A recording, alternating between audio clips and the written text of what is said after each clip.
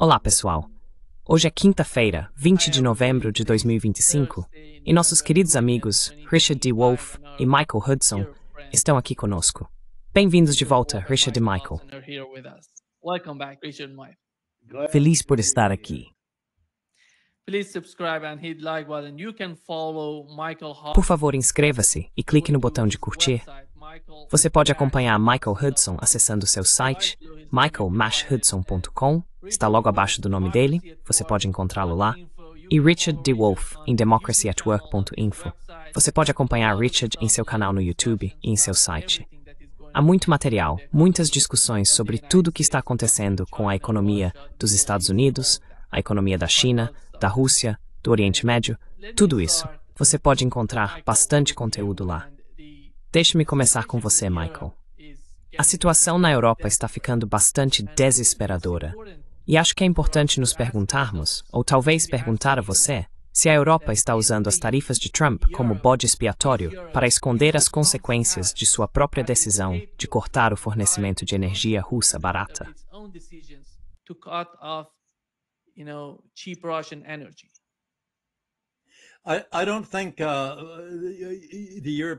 Não acho que os líderes europeus, Merz e von der Leyen, estejam tentando usar os Estados Unidos como bode expiatório, porque foi a própria von der Leyen quem cedeu a tudo o que Trump estava pedindo, o roubo das tarifas, o esquema de proteção com a Europa.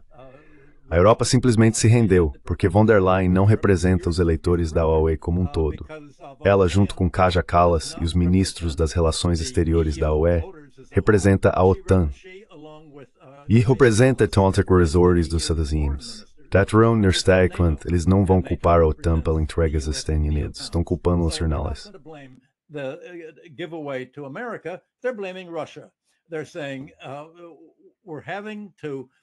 Eles estão dizendo que precisamos desacelerar o crescimento europeu, porque precisamos impedir que a Rússia nos domine vendendo petróleo e gás baratos para abastecer nossa indústria. Temos que nos cortar da Rússia. Também temos que cortar da China, não permitindo que nenhuma empresa na Europa com maioria de capital chinês opere aqui. Então a Europa declarou guerra à Rússia e à China. Essencialmente, a Europa está dizendo que o motivo de estarmos sob pressão é que estamos nos preparando para uma guerra com a Rússia em 2027, talvez 2026, talvez 2028. Assim, a tentativa é culpar a Rússia. Culpar os Estados Unidos seria culpar a si mesmos por seguirem completamente os Estados Unidos.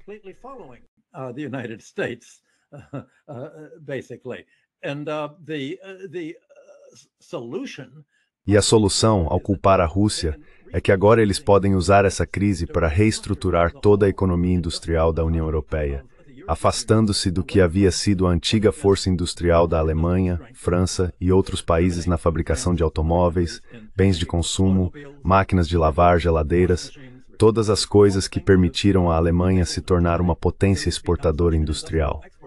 Eles estão mudando tudo isso agora, dizendo: estamos passando de uma economia de consumo para uma economia militar em preparação para a guerra.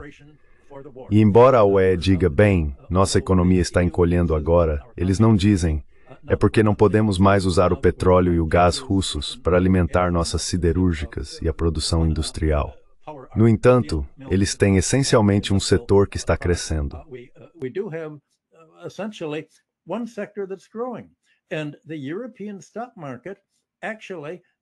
O mercado de ações europeu está, na verdade, crescendo, mesmo com as previsões de PIB em queda. Uma parte do mercado tem disparado, as ações do complexo militar e industrial. Essas ações na Europa são como os 7 magníficos do Vale do Silício nos Estados Unidos. As grandes empresas de tecnologia e de EA, como a Nvidia, e as gigantes das redes sociais. Elas são as líderes agora, porque a energia que a Europa está recebendo, cada vez mais importada dos Estados Unidos, está sendo desviada para os fabricantes de armas. Quem vai pagar por tudo isso?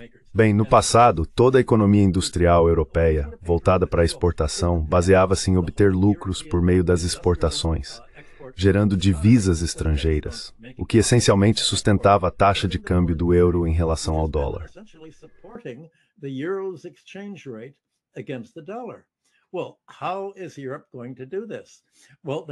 Bem, como a Europa vai fazer isso? Não há mais realmente uma fonte de demanda externa, porque não há oferta europeia de bens industriais, considerando que as montadoras estão fechando, as empresas industriais estão fechando, os fabricantes de vidro na Alemanha estão fechando e os fabricantes de equipamentos agrícolas estão demitindo trabalhadores. De onde eles vão tirar o dinheiro para tudo isso? Bem, em vez de demanda externa, eles encontraram outra fonte de divisas. Depósitos russos na Euroclear, que somam quase 200 bi dólares americanos. E talking guinal the coke. $200 billion US dollars, somewhat less for all that. And the idea is to essentially confiscate. E a ideia é basicamente confiscar esse dinheiro. Eles dizem, precisamos desse dinheiro para defender a Ucrânia enquanto a guerra continua pelos próximos 2 anos. Bem, como todos os seus outros convidados previram unanimemente, é improvável que a guerra na Ucrânia continue por mais 2 anos. Pode acabar até abril do próximo ano. E esse é o prazo que von der Leyen estabeleceu para decidir o que fazer com o dinheiro da Euroclear até abril. Eles estão fingindo que, de alguma forma, esse dinheiro precisa ser entregue à Ucrânia. Mas é claro, todos vocês já viram os escândalos de desvio de verbas e corrupção. A Ucrânia é o país mais corrupto da Europa e provavelmente de todo o hemisfério norte. É cleptocracia do começo ao fim. It's kleptocrats all the way down. So obviously Europe is not gullible enough to just. Então, obviamente, a Europa não é ingênua o suficiente para simplesmente enviar isso, esses euros que eles confiscaram da Rússia para a Ucrânia. Eles vão colocar o dinheiro em um fundo de custódia e esse fundo será gasto na produção de armas europeias. Ou seja, o dinheiro que eles estão dando à Ucrânia, na verdade, vai para empresas alemãs, francesas e de outros países da UE para fabricar armas, supostamente para enviar à Ucrânia. Ou, se não, para se preparar para a guerra que von der Leyen diz que devemos travar em 2 ou 3 anos contra a Rússia. Bem, isso não faz muito sentido. Se houver uma guerra com a Rússia em 3 anos, ela não vai usar tanques ou aviões. Não será uma guerra de armamentos pesados. Provavelmente durará apenas 1 hora. E será travada com mísseis.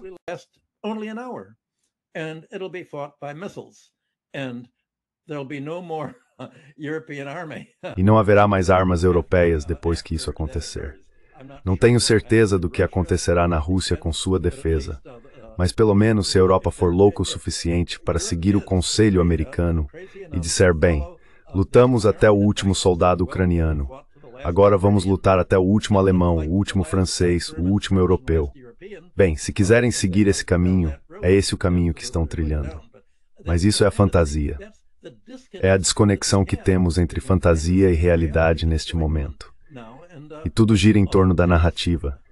Como eles podem criar uma história para justificar essa enorme doação ao complexo militar industrial, que parece ser o lobby mais poderoso da Europa, apoiado por seus equivalentes neoconservadores nos Estados Unidos?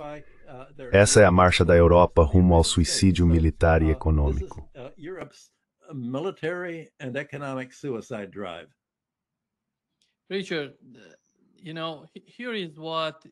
Richard, veja o que o chefe do Estado-Maior da França disse hoje. Ele afirmou que os franceses devem estar preparados para perder seus próprios filhos.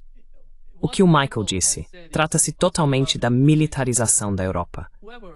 E qualquer pessoa que ame a Europa, que queira que ela seja uma potência, a última coisa que desejaria é a militarização do continente, porque a história nos mostra isso. Se seguirem por esse caminho, acabarão lutando entre si, em vez de lutar contra a Rússia, na minha opinião. E quando se trata da Europa e do crescimento de sua economia, quanto do crescimento de 1% da Europa é realmente causado por Washington? E quanto é um declínio estrutural fabricado em Bruxelas?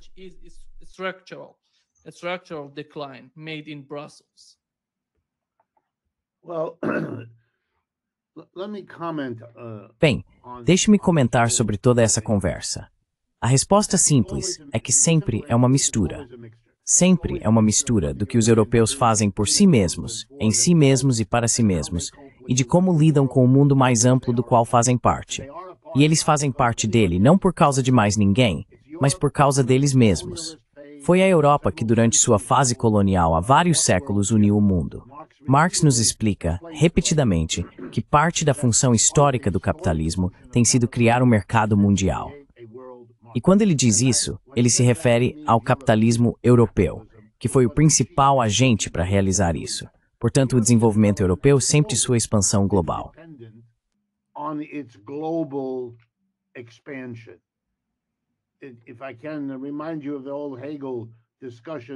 Se eu puder lembrá-lo da antiga discussão de Hegel, quando ele fala sobre a relação entre o senhor e o escravo, você pode pensar que é apenas o escravo que depende do senhor.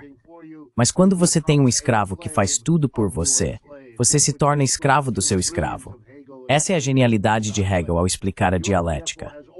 A Europa, portanto, sempre foi escrava do resto do mundo, que ela própria transformou em escravos.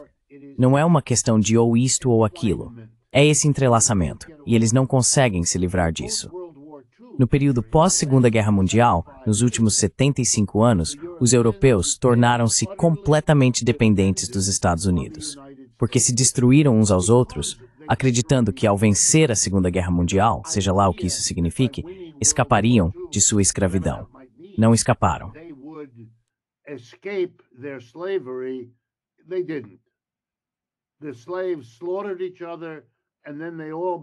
Os escravos se mataram uns aos outros, e em seguida todos se curvaram diante dos Estados Unidos.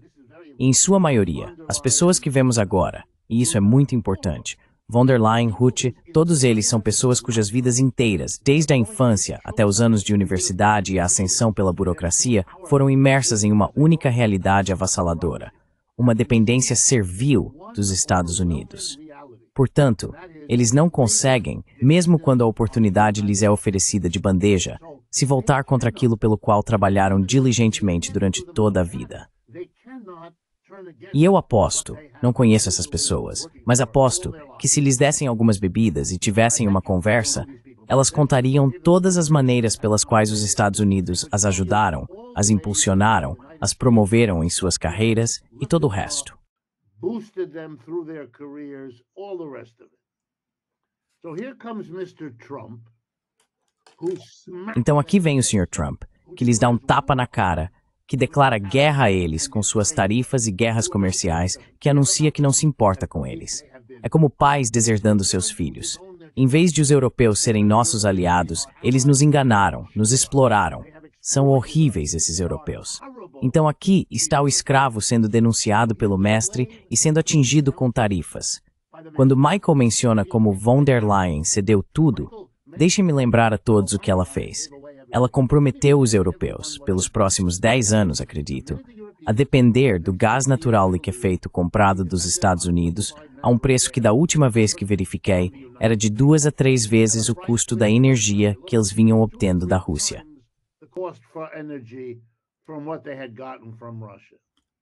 In addition, she committed the European... Além disso, ela comprometeu os europeus a investir 750 bilhões de dólares nos Estados Unidos. Vamos deixar bem claro.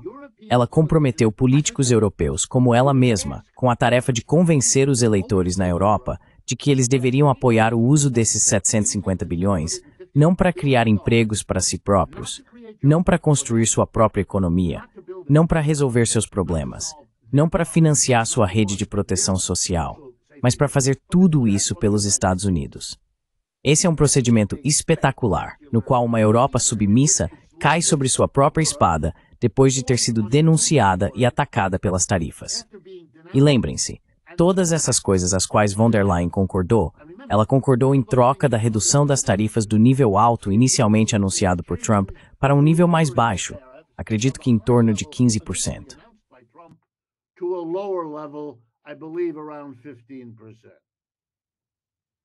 Well, I mean, Bem, quero dizer, é algo que vai além das palavras, e é tão grotesco que te dá uma percepção psicológica imediata. A demonização da Rússia é o deslocamento da raiva e do ódio contra os Estados Unidos. Esse é o problema. O verdadeiro perigo, a verdadeira ameaça, o verdadeiro fardo e a verdadeira opressão da Europa estão agora sendo conduzidos pelo Sr. Trump. Mas, por causa da relação, eles não podem dizer isso. Eles nem conseguem admitir isso para si mesmos. Eles agem. Na televisão, diante do próprio povo, eles encenam a escravidão. é o quanto estão desesperados. E o outro lado dessa moeda é a demonização absoluta da Rússia. É preciso despejar sobre a Rússia toda a hostilidade, toda a raiva que sentem por Trump, mas que não podem expressar. You feel from Trump, but can't discuss. It's very classic in psychology. It's called... Sabe, isso é algo muito clássico na psicologia. Chama-se projeção. Existem outros termos, quando você manifesta uma emoção que não consegue controlar, mas a direciona a outra pessoa. É a ideia por trás do bode expiatório. Aqui nos Estados Unidos, temos todos esses problemas, mas ficamos muito irritados com os imigrantes. É ridículo, porque é uma projeção e não a solução do problema. É uma forma de evasão. Dito tudo isso, ainda não vejo na Europa nenhuma ruptura entre a elite política e a continuidade dessa política. O perigo na Europa vem de baixo. A direita é o horror do que isso está fazendo com a nacionalidade europeia. Bem, não deveríamos nos surpreender. O nacionalismo tem sido a ideologia dominante na Europa por pelo menos os últimos 2 séculos.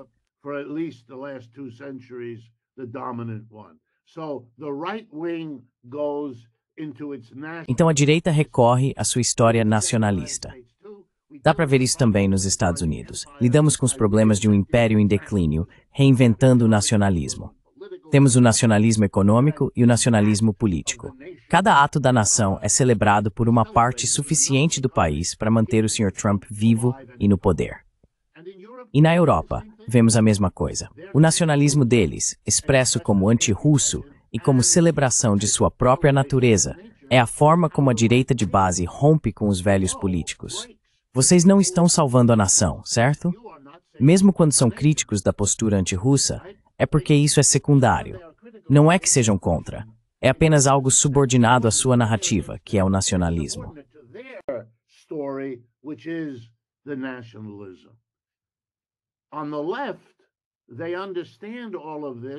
À esquerda, eles veem tudo isso como uma ameaça ao estado de bem-estar social. A social-democracia que foi construída ao longo do século XX como a principal conquista da Europa, seu padrão de vida, sua prosperidade relativa e tudo mais. Então a esquerda diz, não façam o que os líderes estão fazendo, porque isso ameaça o estado de bem-estar social. E esse é um argumento político muito poderoso. Já a direita, trata-se da nação. Mas a verdade de tudo isso é o que Michael disse. Não há solução aqui para a Europa. A ideia de que, em vez de ser o centro do colonialismo global e uma potência da indústria capitalista, eles vão se tornar produtores de armamentos.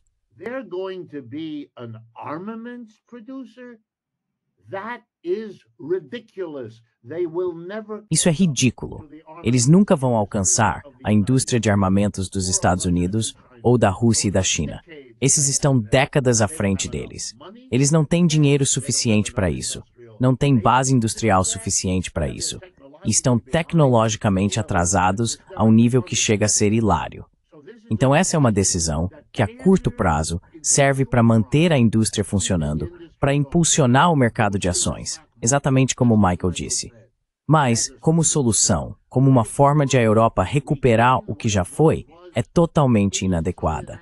Dá para ver que são pessoas políticas, em fim de carreira, porque essa é uma política ridícula, fingindo ser outra coisa.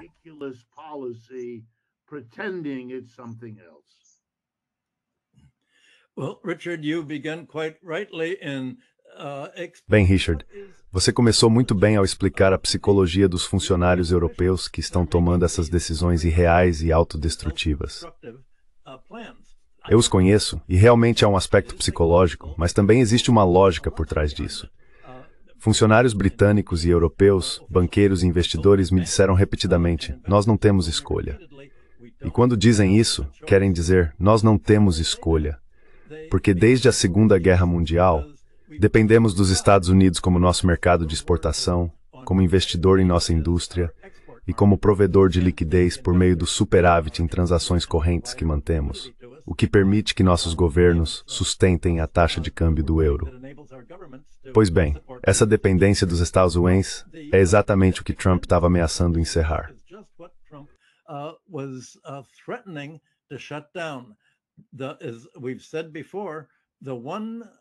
Como já dissemos antes, o único ativo que os Estados Unidos possuem não é a produção industrial, nem a produtividade, nem mesmo o poder de fabricação de armas. É a capacidade de criar caos nos padrões existentes de comércio e investimento que definiram os últimos 75 anos. E a Europa está simplesmente com medo demais para dizer, bem, parece que estamos perdendo os Estados Unidos como um mercado de exportação confiável. Acho que temos que nos voltar para o leste, em direção à Rússia e à China, até mesmo ao Irã. O que os países do BRICS fizeram, o que o Brasil fez, até mesmo a Argentina, foi responder à chantagem de Trump, à sua ameaça de fechar o mercado americano. Mas os europeus não fizeram isso. Eles simplesmente não conseguem.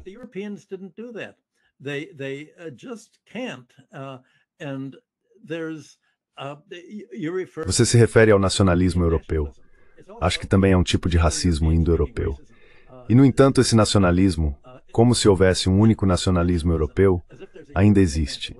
Não é pan-europeu, porque basta ver como a disputa sobre gastar dinheiro em armas para lutar contra a Rússia está dividindo a UE, a Hungria, a República Tcheca e até a Sérvia, até a recente mudança de governo, disseram, bem, vamos vetar isso. E a resposta da UE, como disse von der Leyen, foi, ou vamos mudar as regras da UE para que as decisões não precisem mais ser unânimes, ou se vocês vetarem, encontraremos outra forma de contornar isso. Faremos com que todos os outros países cheguem a um acordo entre si.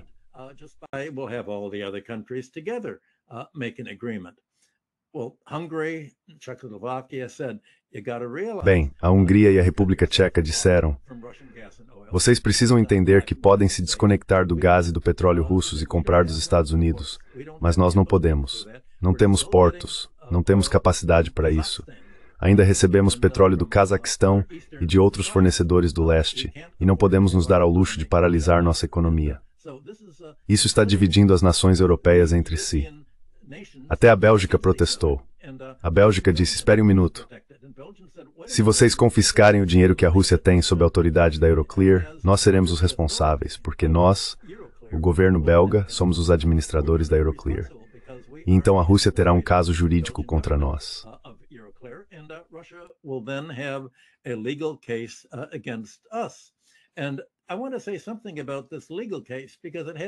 E quero dizer algo sobre esse caso jurídico, porque ele não tem sido discutido na imprensa ocidental.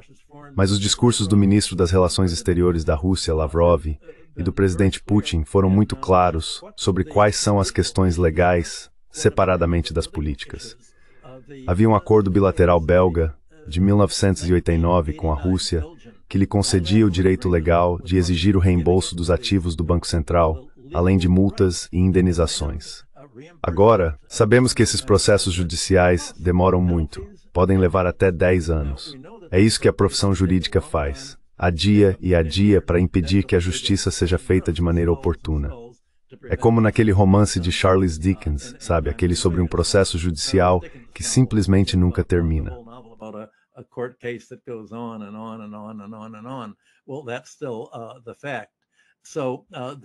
Bem, esse ainda é o fato. Von der Leyen não fez nenhuma referência ao que são essas regras legais, porque é muito constrangedor. Ela simplesmente promete que a Bélgica não terá que pagar um empréstimo. Bem, isso indica que ela percebe que sim, a Rússia tem um caso e que teremos que pagar por qualquer coisa que dermos em nome da Ucrânia. A Europa vai ter que pagar, e isso significa que alguém terá que ser tributado, porque, ao contrário dos Estados Unidos, a Europa não cria seu próprio dinheiro por meio de seu próprio Banco Central. Ela tem essa restrição de orçamento equilibrado que a tem deixado em apuros, May.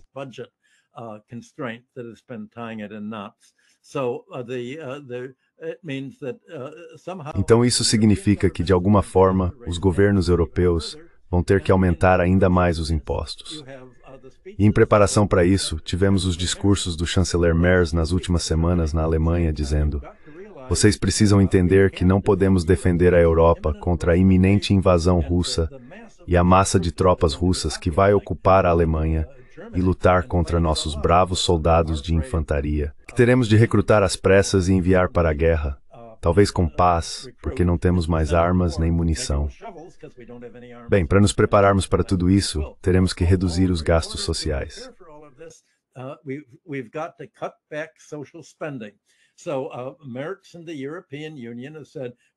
Então Merz disse que a União Europeia não pode mais se dar ao luxo de pagar às famílias europeias o subsídio para os altos custos de eletricidade e gás de que precisam para aquecer suas casas e cozinhar em suas cozinhas. Teremos que encerrar esse apoio.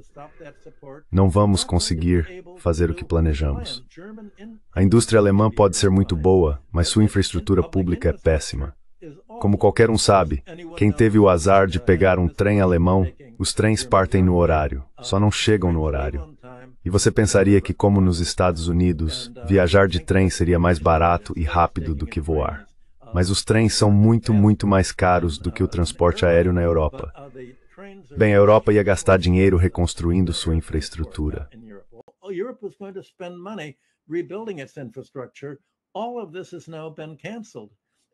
Tudo isso agora foi cancelado. Em vez de termos uma infraestrutura que realmente fortaleça a capacidade da economia de produzir, de viver e de funcionar, teremos que gastar com armamentos, porque isso é o que sustenta o nosso mercado de ações. E nossa economia é igual à dos Estados Unidos. Não se trata dos consumidores, não se trata das pessoas. Trata-se do mercado de ações. Trata-se dos 10%, ou na verdade do 1%. Então tudo isso está sendo exposto. De repente, a Europa disse chega de capitalismo industrial. Agora estamos em uma era de capitalismo financeiro, e é para o setor financeiro que vivemos. E a grande fonte de crescimento de curto prazo do setor financeiro é a guerra. Guerra com a Rússia, guerra com a China.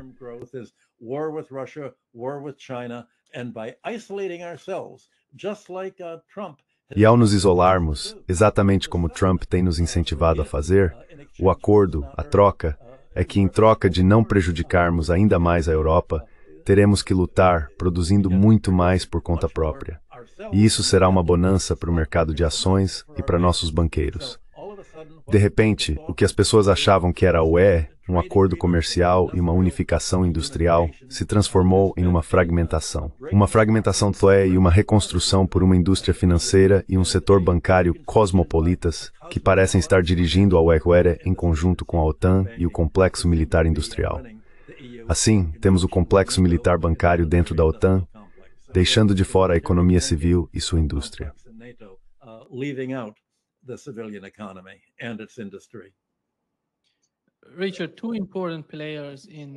Richard, dois atores importantes na Europa. Um deles é a Alemanha. E o modelo econômico da Alemanha, pelo que entendo, é uma indústria movida por energia barata.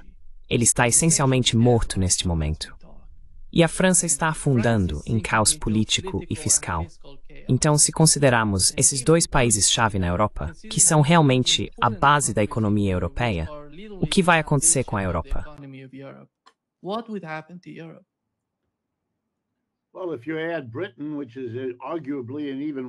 Bem, se você incluir a Grã-Bretanha, que está sem dúvida em uma situação ainda pior do que a da Alemanha e da França, e se essas são as três economias mais poderosas, veja bem, não quero ser desrespeitoso, mas a Espanha e a Itália realmente representam outro tipo de economia europeia. Mas se a Grã-Bretanha, a França e a Alemanha estão enfrentando o tipo de dificuldade que estamos descrevendo, então a Europa está em sérios apuros, a menos que, e isso retoma o ponto do Michael, tudo isso signifique que veremos retiradas sucessivas da Europa. Em outras palavras, Hungria, República Tcheca e outros podem seguir o mesmo caminho, percebendo que não podem e não vão assumir os riscos que esses líderes dependentes dos Estados Unidos estão impondo e aceitando em nome da Europa e de seu futuro.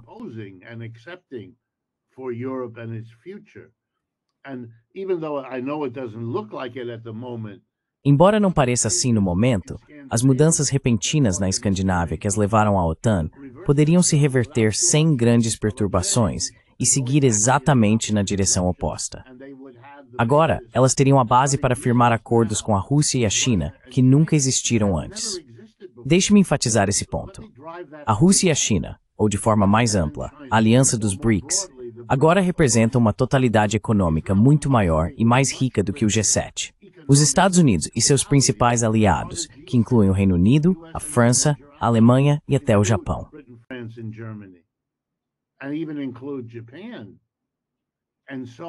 you're going to have very E assim, haverá tentações muito fortes dentro da Europa para fazer acordos com a Rússia, a China e os BRICS. Todo tipo de acordo. Veja, a coisa também funciona um pouco ao contrário. Deixe-me dar 2 exemplos. Na última semana, o líder da Arábia Saudita, que faz parte dos BRICS, fez um grande acordo com os Estados Unidos. Certo, isso aconteceu. Ao mesmo tempo, a nova líder do Japão atacou a China de uma forma que os líderes japoneses normalmente não fazem. O que diabos ela está fazendo? Bem, ela faz parte desse tipo de dependência europeia em relação aos Estados Unidos. E em seu entusiasmo, sem pensar bem, ela provoca a China de um modo que não faz sentido. China in a way that makes no sense. And the Chinese bear or the Russian bear smacks. E o urso chinês, ou o urso russo, dá um tapa nela, literalmente poucas horas depois de ela fazer aqueles comentários sobre Taiwan. Os chineses já estão deixando claro, isso vai te custar caro, docinho, isso não vai funcionar. E dizem a mesma coisa aos europeus. Eles ouvem a mesma coisa de Orbán na Hungria, não vai funcionar, docinho. Ele diz aos líderes europeus. Não vou sacrificar o que temos aqui, uma boa posição intermediária entre a Rússia e o resto da Europa. Não vou sacrificar isso de jeito nenhum. Se os russos me pedirem, não farei. Se vocês me pedirem, também não farei. If the Russians ask me, I won't do it. If you ask me, I won't do it. And for the moment, he can get away with that. E por enquanto, ele consegue se safar disso. Mas esse momento também precisa ser levado em conta pelos europeus. E ainda assim, não se vê nenhum sinal disso. Ela diz, vou dar um jeito de contornar os limites da UE quando Orbán ameaçar vetar. Sim, mas o Sr. Orbán também pode dar um jeito, assim como todos os outros. Isso é retórica vazia de pessoas em uma situação desesperada. Espero grandes mudanças na Europa, politicamente de baixo para cima nas urnas. E é à medida que for ficando claro que se você tenta fortalecer suas forças armadas sem a base de um grande setor industrial, a própria militarização exigirá enormes importações. E essas importações vão custar por elas. Você não pode vender seu equipamento militar. Os russos, os chineses, os americanos e os israelenses estão à sua frente. The Chinese and the Americans and the Israelis are ahead of you. You're not. I don't think these Eu não acho que esses problemas tenham sido realmente analisados. Não vejo nenhuma indicação de um plano estratégico sobre como isso vai funcionar. O governo alemão fazer grandes encomendas para a indústria bélica alemã é o primeiro passo. Como isso vai se desenrolar é o que precisa ser analisado. E eles parecem não querer fazer isso, provavelmente porque não gostam de onde isso os levaria. Eles vão ter que lidar com isso, já que a tecnologia muda rapidamente. E como essa tecnologia virá dos Estados Unidos, que ainda tem uma base industrial suficiente, e da Rússia e da China, que com certeza tem uma base industrial, eles vão desenvolver sua tecnologia militar com base no que forem capazes de fazer. É isso que os europeus não conseguirão fazer, porque não têm uma base industrial e nem perspectiva de conseguir uma. an industrial base and no prospect of getting one. So how are they going to even define? Então, como eles vão definir um caminho intermediário em relação aos armamentos? Eles vão ser um jogador periférico. Veja, os tchecos vendem muitas armas pelo mundo e os israelenses também vendem muitas armas. But they're not. Mas eles não são potências como os Estados Unidos, a Rússia ou a China. E não vão ser. São coadjuvantes. É isso que os alemães acabarão sendo. Um coadjuvante na indústria global de armamentos. Mas não era isso que a Europa foi. Não é isso que eles estão prometendo, implícita ou explicitamente. Então vejo grandes fracassos se aproximando para eles, considerando o que disseram. E espero que se tornem mais, e não menos, desesperados. E se você olhar para os últimos 6 meses, acho que há muitas evidências de que o desespero já está chegando. Evidence that the desperation is arriving. Well, Richard, your comments bring us back to what's been the big issue. Bem, Richard, seus comentários nos levam de volta ao que tem sido a maior questão que discutimos nos últimos 6 meses. Como explicar ou prever o que vai acontecer no futuro da Europa? Nossa abordagem sempre foi: qual é o seu interesse material próprio? Eles vão seguir o que aumentará sua riqueza material, bem-estar, padrão de vida e produtividade? Ou será uma dependência absoluta dos Estados Unidos, travando uma guerra em nome dos Estados Unidos, se não até o último europeu? Então a Terra é o último elemento da União Europeia, enquanto ela encolhe e empobrece as pessoas. It shrinks and impoverishes the population. How is any of this consonant with democracy? Como é que tudo isso é compatível com a democracia, deixando de lado o interesse próprio econômico e material? Bem, acho que a única forma que o grupo militar neoconservador e realista tem de tentar conciliar isso é criar uma narrativa falsa, uma narrativa fabricada por meio da mídia pública, dos jornais controlados essencialmente por pessoas ligadas aos militares, das estações de rádio, das emissoras de TV, que moldam como as pessoas pensam sobre o futuro da Europa. E o truque que eles estão tentando aplicar é como fazer as pessoas acreditarem que o futuro não diz respeito à sua prosperidade, que não tem a ver com os meios de produção, que não tem a ver com o que você acabou de descrever, Richard. Essas são as questões centrais. Como fazê-las pensar em outra coisa?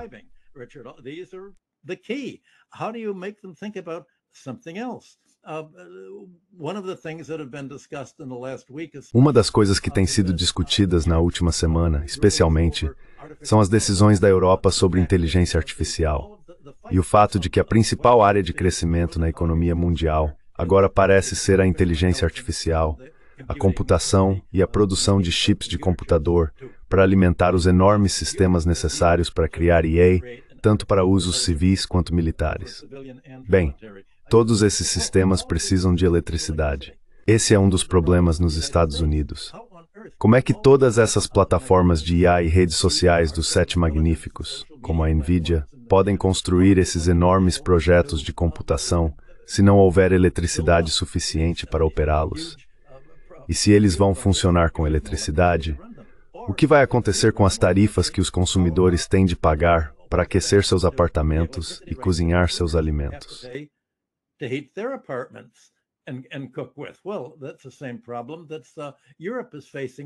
Bem, esse é o mesmo problema que a Europa está enfrentando agora em termos de consumidores. A eletricidade é um problema. E, novamente, voltamos às consequências de a Europa ter cortado seu comércio de petróleo e gás com a Rússia. A Europa não tem isso. Os próprios Estados Unidos não têm isso. A China tem, em grande parte porque fez um enorme investimento em energia solar.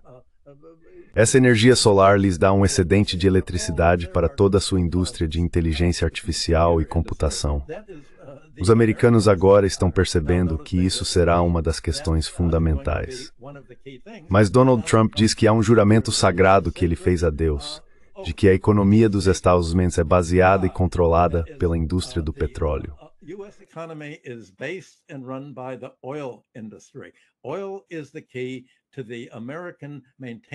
O petróleo é a chave para os Estados Unidos manterem o padrão de dolarização.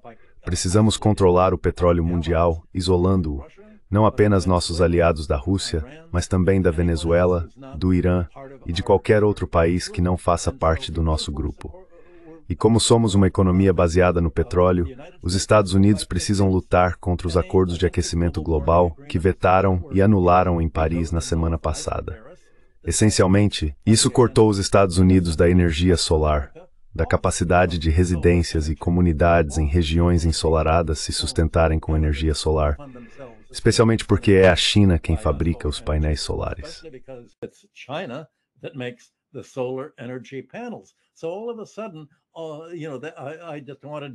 De repente, eu só quis introduzir isso como um elemento em todo esse interesse próprio. A economia mundial é um sistema econômico único. Você e eu temos falado continuamente sobre isso como o núcleo de todas as nossas discussões com Nima nesse site. E é exatamente isso que fica de fora, porque uma vez que existem os interesses militares estabelecidos, os interesses neoconservadores, os interesses da indústria do petróleo e os interesses nacionalistas americanos com seus satélites europeus, de repente não se pode mais falar sobre essas coisas.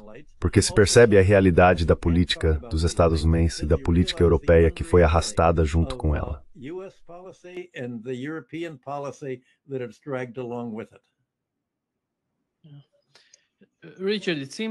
Richard, me parece que a Europa está prestes a entrar em uma nova era de endividamento conjunto. outra onda de empréstimos no estilo da Covid, desta vez em nome da Ucrânia?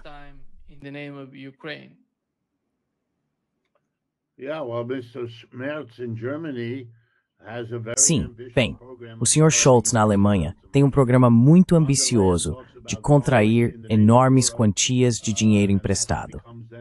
Von der Leyen fala sobre contrair empréstimos em nome da Europa, e isso acaba se tornando um fardo para todos os países membros, de uma forma ou de outra, ao lidar com esses ativos russos. Sabe, eu queria fazer um comentário sobre o que o Michael disse.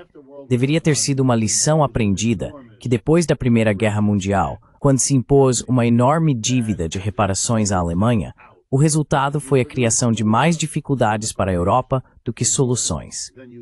E muito se fez para provocar a Segunda Guerra Mundial pelas próprias consequências de destruir a Alemanha e depois sobrecarregá-la com uma dívida impagável.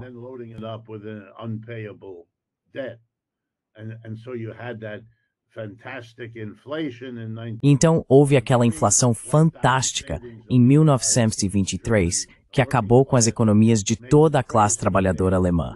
Isso os deixou loucos. Quero dizer, eles haviam perdido a Primeira Guerra Mundial, depois foram arrasados pela inflação 4 ou 5 anos depois, e então, 4 ou 5 anos mais tarde, veio a Grande Depressão de 1929. Não é surpreendente que uma classe trabalhadora que passa por 3 eventos traumáticos em 10 ou 12 anos encontre um motivo para apoiar um pequeno sujeito de bigode vindo da Áustria, que prometia tornar a Alemanha grande novamente. Estamos diante de compromissos muito, muito sérios. Uma estratégia que dizemos não ver como poderia funcionar, sendo financiada por um nível de endividamento que eles nunca haviam assumido antes.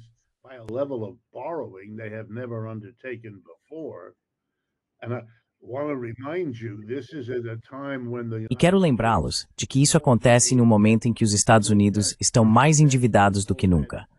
Dívida pública, dívida comercial, dívida das famílias. Está se construindo toda uma economia sobre uma base muito frágil de endividamento maciço. O que significa que quando houver uma recessão, mesmo que essa recessão fosse apenas uma daquelas típicas do ciclo econômico, as consequências dessa queda, quando todos estão interligados por redes de dívida, com suas dívidas derivadas e tudo mais, bem, uau! Não estamos levando em conta o risco de que esse tipo de recessão possa ser espetacular.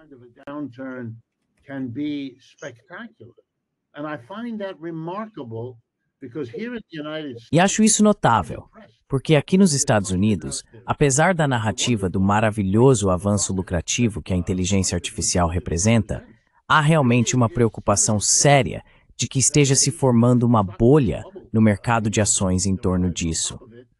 Uma que poderia explodir tudo, muito parecido com a bolha das .com no final dos anos 1990, que estourou em 2000 e levou a taxas de juros recorde baixas, juros negativos e todo tipo de fenômeno estranho que abalou a economia mundial. A ideia simplista de que podemos fazer esses planos em um capitalismo de cabeça para baixo, considero isso uma forma extraordinariamente perigosa de não encarar onde realmente estamos.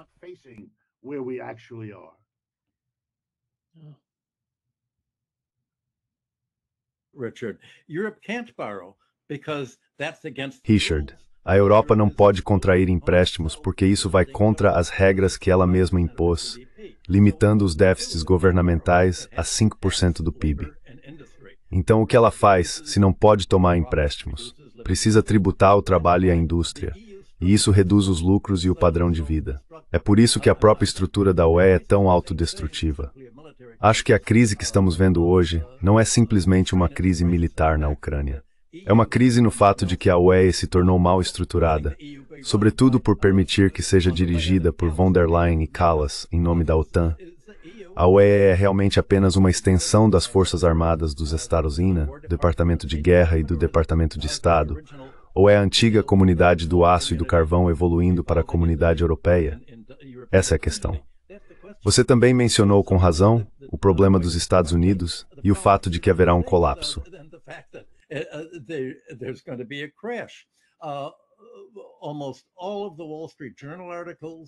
Quase todos os artigos do Wall Street Journal e do Financial Times estão dizendo que o dinheiro inteligente está esperando um colapso. Veja o que aconteceu 2 dias atrás, quando o mercado virou para baixo. O Dow Jones e o S&P 500 estavam despencando. E ainda assim, quando estavam despencando, não houve uma migração para o ouro ou para o Bitcoin ou algo do tipo. O ouro e o Bitcoin também foram vendidos. E o motivo é que tantos grandes investidores institucionais fizeram tantas apostas ruins por não ouvirem nosso programa, que precisaram cobrir suas perdas vendendo o único ativo que ainda não tinha caído, seu ouro e seus bitcoins. E claro, isso empurrou o ouro e o Bitcoin para baixo, e o Bitcoin agora está abaixo de 97. Então, se houver um mercado de baixa, os mercados de baixa normalmente caem cerca de 50% a partir do pico. Fall by 50% from the peak. Well, that means from 48,000 Dow Jones to 24,000. Bem, isso significa que o índice Dow Jones cairia de 48 mil para 24 mil. Isso quer dizer que os fundos de pensão investidos no mercado de ações vão perder metade do seu capital.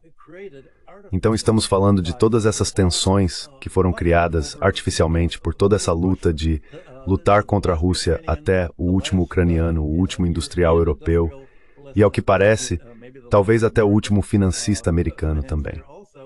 Como disse Malcolm X, o que vai, volta.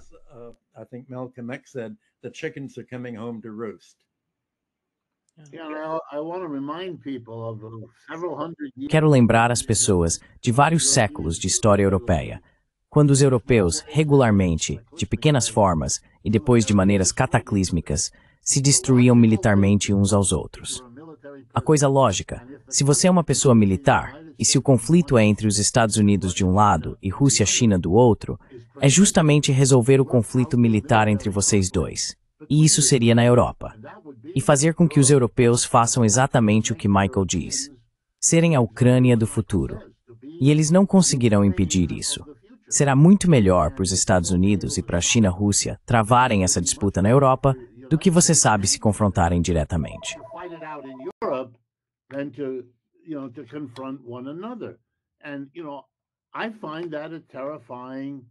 E veja bem, considero isso uma perspectiva aterrorizante para a Europa. 2 dias atrás, não quero encerrar com esse tom, mas 2 dias atrás, uma barragem de foguetes partiu da Ucrânia e seguiu em direção à cidade de Voronezh, na Rússia, que, pelo que sei, nunca havia sido alvo de ataques com mísseis antes. Isso é bem no interior da Rússia. Os mísseis enviados eram mísseis americanos ATAK-MS, que todos me dizem não poderem ser lançados pelos ucranianos sem a participação de engenheiros e da coleta de inteligência dos Estados Unidos para que isso aconteça. Os ucranianos não conseguem fazer isso sozinhos. Isso significa que, mesmo com todas as manobras em andamento, os Estados Unidos estão enviando mísseis para o interior da Rússia.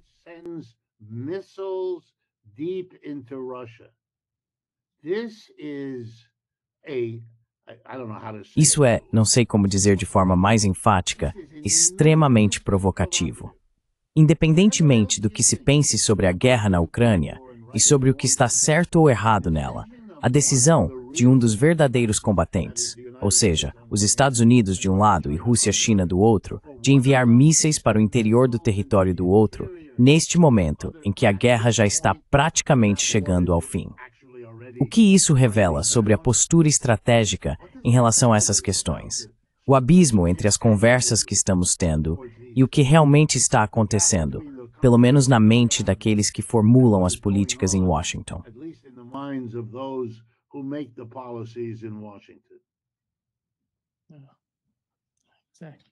Exatamente. Michael, seu microfone está no mudo. Ah, pode falar. Ok, você voltou. Você está aqui. Richard, esse é o panorama realmente amplo. Você tem razão. E acho que é disso que nossos programas futuros vão tratar. Muito obrigados, Richard e Michael. Como sempre, grande espadém.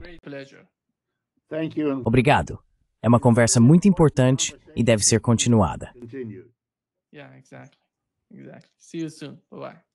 Sim, exatamente. Até logo. Tchau.